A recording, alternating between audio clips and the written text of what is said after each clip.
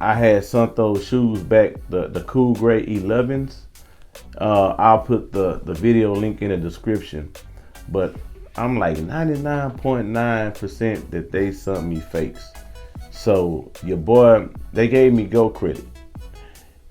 And when I got that Go credit, I reordered the Cool Gray 11s again. The crazy thing about it, when I did it this time, I did the instant, what was it called? The instant ship.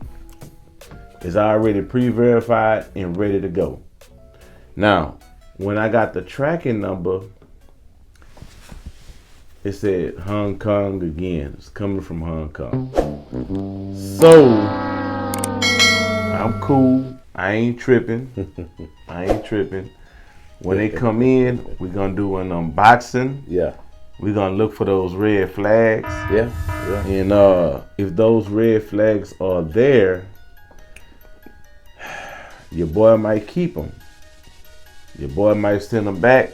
I don't know. I really love those Cool Grays. I've been waiting on those Cool Grays for years. You know, your boy didn't hit on the raffle. Where else I'm gonna get the shoe from? You know, so I just hope that GOAT send me a legit pair.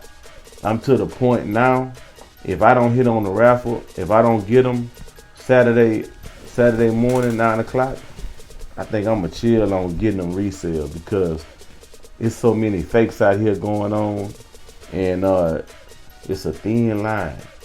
It's a thin line between the real shoes and the fake shoes, and that line blurry, you know. So all the shoes I have in my collection, hopefully ain't no fakes in here, you know. So I'm gonna have to go back and do a legit check on all my shoes in my collection, because I got a lot of shoes from Golden Stock X.